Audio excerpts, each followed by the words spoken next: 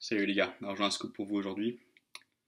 Les femmes, à travers le monde, quelle que soit la culture, énergétiquement, un point de vue vraiment très primitif, sont attirées à un type d'homme vraiment spécifique. Et ce type d'homme, c'est un type qui a été diabolisé par notre culture. Ce qui fait qu'il y a très peu d'hommes comme ça.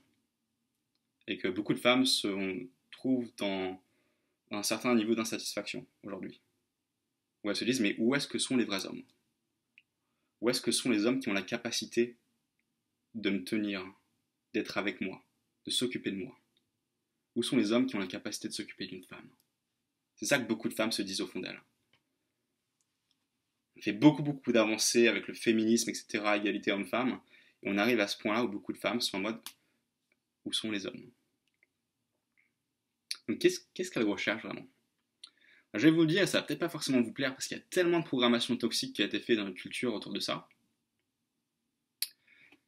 Les femmes cherchent des hommes dominants, des hommes qui puissent être des leaders, qui peuvent prendre des décisions pour elles. Si vous vous sentez offensé par ce que je viens de dire, et que vous voulez juste me mettre dans une case, dire non, c'est un enfoiré, ce mec-là, c'est juste un macho, etc., c'est votre choix, c'est votre décision. Maintenant, moi, je vais vous dire, mon expérience personnelle, comprendre ça et approfondir ça, ça a été une des sources de croissance les plus importantes dans ma vie, dans mes relations, ces derniers temps. Donc, si vous voulez écouter mon argument, on y est. Alors, pourquoi c'est comme ça? Déjà, regardons un peu les manifestations culturelles de ça. Quand on regarde, énormément de femmes sont attirées par l'énergie dominante. Elles vont pas forcément se l'avouer parce que c'est tabou dans notre culture actuelle. Parce qu'on a créé cette image où il faut faire comme si l'homme et les femmes étaient pareils et qu'il y ait une neutralité entre l'homme et les femmes, qu'elles soient tous au même niveau, à tous les niveaux de la société. C'est-à-dire qu'un point de vue légal, forcément, à un point de vue paix financière au niveau de l'emploi, forcément. Mais à un niveau du lit, du sexe et de la relation, ça marche pas. Et on voit que ça marche pas parce que justement les femmes se trouvent insatisfaites à plein de niveaux dans leur relation et doivent recourir à des romances comme Fifty Shades of Grey où elles lisent ces romances d'hommes puissants, dominants, qui pénètrent profondément les femmes. Toutes ces histoires de BDSM, etc. Il y a une dissonance là, il y a une dissonance. Et quand on regarde vraiment d'un point de vue énergétique, on apprend en fait que l'énergie féminine, c'est une énergie d'expansion, d'ouverture. Le féminin ressent et donne la vie, apporte la vie dans le monde. C'est un truc profondément puissant. Le masculin est plus dans le focus, dans la décision, dans l'action.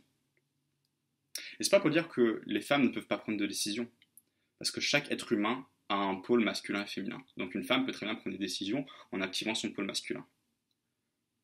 Mon argument, c'est juste de dire que quand une femme est en permanence dans son pôle masculin, comme beaucoup d'entre elles dans notre monde actuel, elle manque à une expérience vraiment profonde de sa propre féminité. Et beaucoup de femmes recherchent ça aujourd'hui. Beaucoup de femmes recherchent des hommes qui ont la capacité de les aider à se sentir comme des femmes. C'est aussi simple que ça. Il ne s'agit pas de dire il faut que la femme prenne jamais de décision. Il s'agit de dire les femmes, de manière générale, cherchent des hommes qui ont la capacité de temps en temps de créer des expériences où elles vont avoir la capacité de se relâcher dans leur féminité et d'explorer et d'exprimer leur féminité sans aucune limite. Et pour faire ça, elles doivent se sentir en sécurité. Et se sentir en sécurité, une partie de comment on fait sentir en sécurité une femme, ça va être, en tant qu'homme, d'être dans une position de leadership, d'être dans une position de dominance, d'être dans une position de protection, de dire je suis là, je te tiens et je dirige notre évolution, tu peux nous faire confiance, tu peux me faire confiance, je suis là pour nous protéger et nous amener à une destination idéale. Beaucoup de femmes, c'est ce qu'elles recherchent vraiment profondément, mais n'osent pas forcément exprimer verbalement parce qu'il y a tellement de bagages culturels et d'incompréhension autour de ça. Du coup, de manière très concrète, à quoi ça ressemble? Aujourd'hui, on vit dans une culture où beaucoup d'hommes en relation avec leurs femmes, ça ressemble à ça. Chérie, ce soir, c'est italien ou chinois? Tu préfères faire quoi? Ou peut-être que je pensais faire quelque chose à la maison, je sais pas ce que t'en penses. Analysons ça. analysons ce qui vient de se passer là. Je sais pas ce que t'en penses, je sais pas trop quoi faire, qu'est-ce que t'en penses? Prends la décision pour moi. C'est un turn-off complet pour les femmes. C'est un turn-off complet. Elle va pas forcément vous le dire, elle va peut-être même pas forcément le comprendre consciemment, mais il y a un truc qui se passe énergétiquement où elle est plus autant attirée par vous. Il y a un manque de tension ici. Maintenant, la version polarisée, avec l'homme de Milan. Chérie, je pensais faire italien ce soir, c'est ok? Vous voyez la différence? L'homme est encore en train de demander la question à la femme. Est-ce que ça te convient? Il s'agit encore d'être sensible à ce que la femme veut.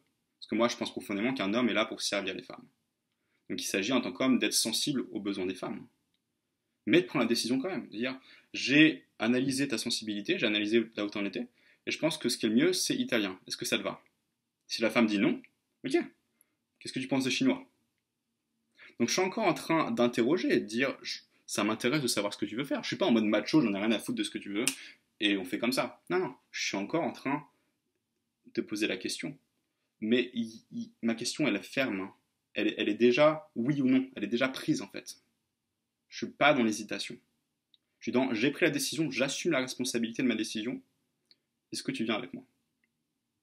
Vous voyez la différence? C'est subtil, mais c'est très important énergétiquement. Et je vous assure que ça fait vraiment la différence. J'ai vu des résultats dans ma vie plus j'ai développé ça. J'ai eu des femmes littéralement quand j'ai rencontré, bon maintenant je suis dans une relation long terme, hein, mais quand j'étais encore en train de faire des rendez-vous galants, plusieurs fois des femmes m'ont dit j'adore que tu leads. J'allais faire des randonnées avec elles, je fais on va là-bas.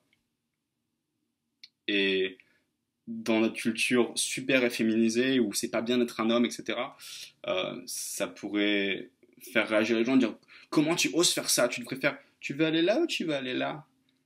Mais dans le cadre d'un rendez-vous galant, beaucoup de femmes dans ces situations-là me disaient j'apprécie vraiment que tu leads, j'apprécie vraiment que tu me dises où aller.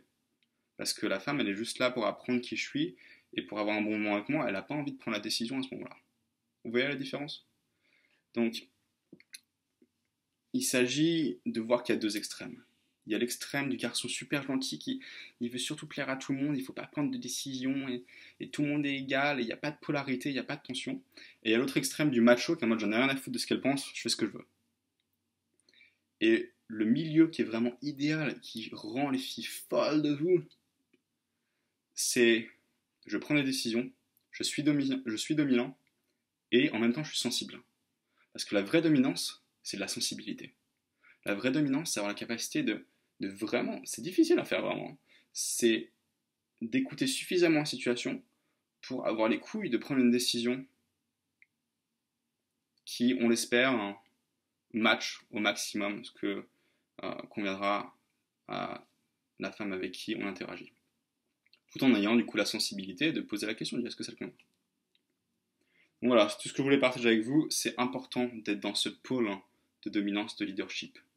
Et ça peut paraître un peu mauvais au début quand on le fait, on se dit oui, est-ce que j'ai le droit de faire ça? C'est pas un peu trop? Parce qu'il y a tellement justement de bagages culturels autour de ça. Mais plus on le fait, plus on réalise qu'en fait c'est vraiment sain de faire ça. Et que c'est vraiment pervers de faire autrement. Et qu'il y a un moyen de faire ça dans lequel c'est beaucoup plus honnête et beaucoup plus humble hein, et beaucoup plus euh, respectueux d'une femme de manière générale. C'est respecter sa féminité et dire je prends la responsabilité de notre connexion à ce moment présent. Je prends la responsabilité. C'est parce que je prends la responsabilité que je prends la décision. Tout en ayant la sensibilité de là où toi tu veux aller dans notre relation. Bonne soirée, bonne journée à vous.